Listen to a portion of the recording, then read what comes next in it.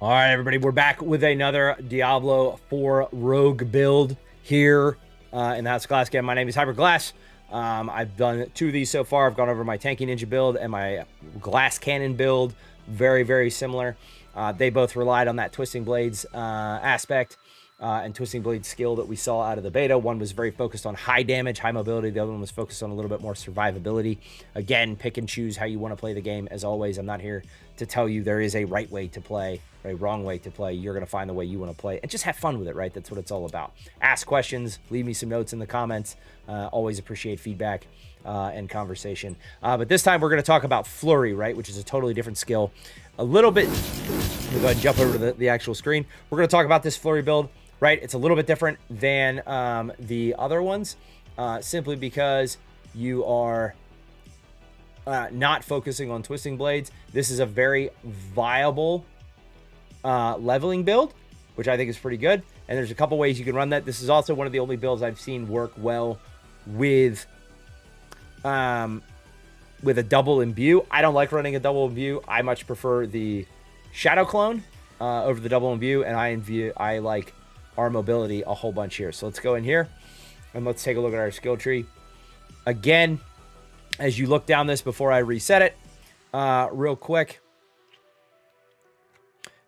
we can take a look down here. This is focused on damage. It's not necessarily focused on survivability. This is a good one if you just want to clear real fast, keep your energy up, and go zipping around the map to make sure that you are smashing everything that you possibly can in here. So what we're gonna do is clear this like we have in the other ones, and we're gonna walk through everything. So when you hit that level 2 mark, you're going to take that puncture as always. Again, I recommend if you're new to Diablo or if you think you're going to have problems with your energy regeneration, you can take Invigorating Strike out the rip.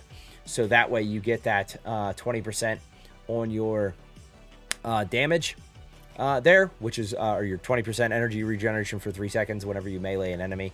And then you can always respec and go to the puncture if you want to. Then we're going to take Enhanced Puncture. Then we're going to come down here, and instead of taking Twisting Blades like the last 2, we're going to go ahead and take Flurry, right? Flurry attacks in a fan in front of us, costs 25 energy, in front of you 4 times, dealing 60% damage to each enemy that it hits, which is really good.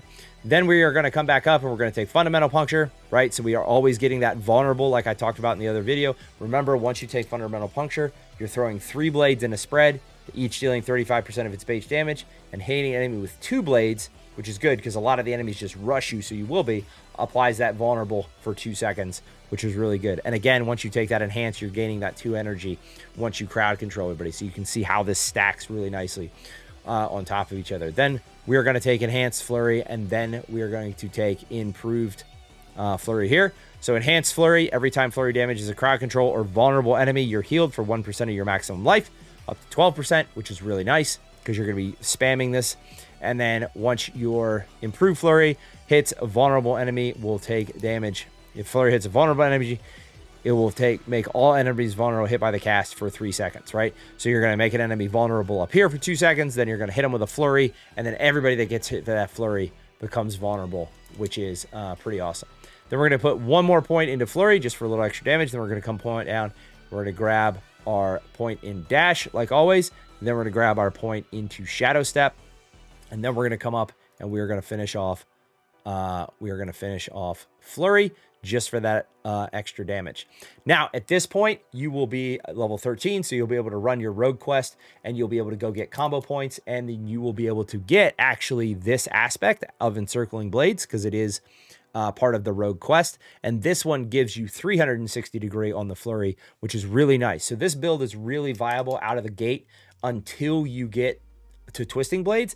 I may run this build until I get up to Skosland, and then switch to the Twisting Blades build, so that way I can get the aspect of the Blade Dancers aspect, because you get that in the story missions. So I'm not really sure yet. Depends on which way I want to go. I do like the damage I get from Twisting Blades, which is really, really, really nice. Anyway, so I'm going to come down here, back down here. We've taken our that. Then we're going to take our 3 points of Exploit, like we normally do, which is right here. 1, 2, 3. Great. Then once we do that, we are going to come up and we're going to take 1 point in Weapon Mastery, so we unlock this right here. Now, a lot of people are taking, with the Flurry build, they're taking the 2 imbuements, which is great because you can do a shadow. Once you use those, then you cast your poison, and then you throw your poison in there. I prefer just the shadow because I really enjoy the shadow clone. I think it's a lot of fun. Again, we're leveling up here. These are leveling builds. They're not end game builds. I don't think, maybe 2 aspects is going to be viable in end game. I don't think it's going to provide enough survivability, but that's yet to be seen. So then we're going to come over here and we're going to put our point into shadow, and actually right here, instead of taking, then we're going to take another point. We're going to take, we're going to take our point in shadow. Then we're going to come take it down, and we're going to take our enhanced shadow. And then we are going to take our mixed shadow, right? Not blended. We're going to take our mixed. Okay.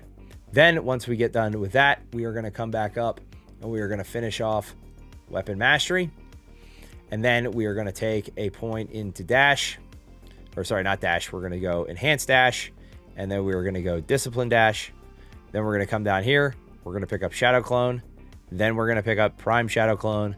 Then we're going to pick up supreme shadow clone. Once we're done with that, we're going to come up and we're going to take enhanced shadow step. And then we're going to take discipline shadow step. So we're always, again, getting those stuns. And then on dash, we're always getting those slows and those dazes in there. Once we're done with our shadow clone, we are going to take intervention for 3. We are then going to come up and we're going to take shadow crash. And then we're going to take consuming shadows for 3 to get that. Or actually, nope, sorry, we're going to take 1 there. Yeah, we're going to take 1 into that one. I can't, my notes, I got scribble on my notes above my monitor here. Couldn't see what I was doing. Then we're going to take our consuming strikes. Then we're going to come back down here and we are going to take, with this build, we are going to take precision, right? Because we want that as you gain marksman skills, critical marksman skills grant you precision. You gain 40, oh, no, not precision, excuse me, close quarters.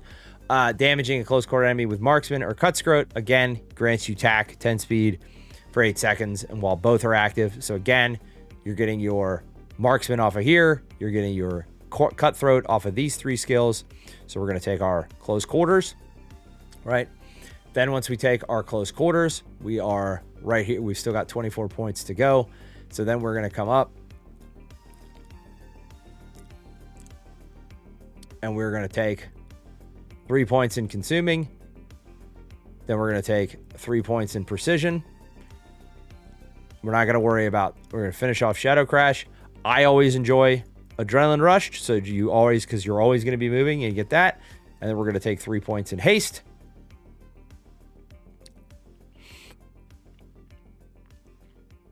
We're not going to worry about aftermath on this one because we're going to have plenty of energy regen. Then we're going to come up and we're going to take our 3 points in malice.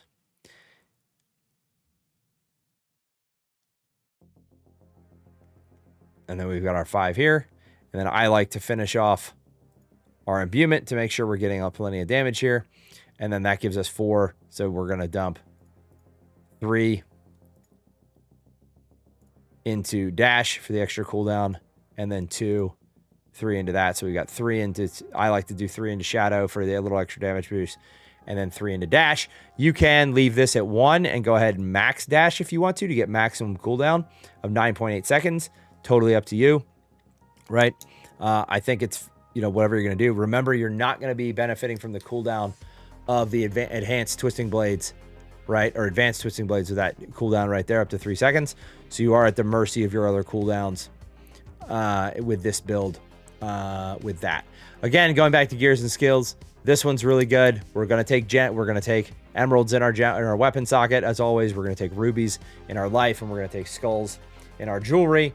Couple of interesting aspects you can go if you do decide to level up to 50 with this build and not change over to twisting blades, right? Gloves. While casting imbued skills, you trigger an imbued explosion. This is good for all of the builds that have that leverage imbuements. There's the edge masters aspect is always a good one based on your primary resource. You're dealing more damage. Ravenous aspect is very good because killing a vulnerable enemy grants you 50% 50 to 70% increased energy regeneration for 4 seconds. So that's huge once you get that one. And then the aspect of corruption, your imbuement skills have 20 to 40 increased potency against vulnerable enemies, right? So you're making everybody vulnerable again with your puncture, with your shadow imbuement. There's a really good one for your shadow clones, which makes them take the imbuements as well. So again, this is a good viable build out of the rip. like I said, because you get this aspect of encircling blades pretty quickly right out of the gate as you're leveling up with their specialization. In this one, you can go combo points or you can go inner strike or inner sight, completely and totally up to you. I preferred combo points with this one during the beta because of the extra damage it was giving me off of the 1 2 3 hit, 1 2 3 hit, 1 2 3 hit, 1 2 3 hit, 1 2 3 hit, 1 2 3 hit that you got from it. The additional effects was pretty good from what I noticed. But inner sight, again, arguments to be made here as you're doing single target damage, getting that 4 seconds of just complete spam without having to worry about energy is pretty good here. But I'll leave that up to you on how you want to do it. Anyway, this has been all of the melee builds, the sneaky ninja builds.